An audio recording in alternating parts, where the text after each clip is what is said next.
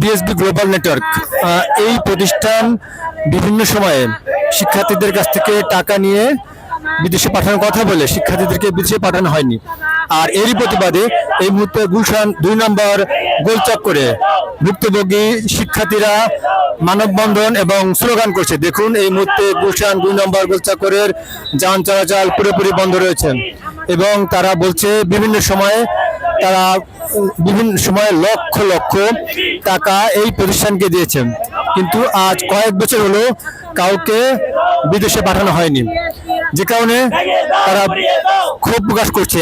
তারা বলছেন এতদিন এই সরকারের সময়ে সরকারের সাথে তার ভালো সম্পর্ক থাকায় তার বিরুদ্ধে কিছু পাওয়া যাচ্ছিল না।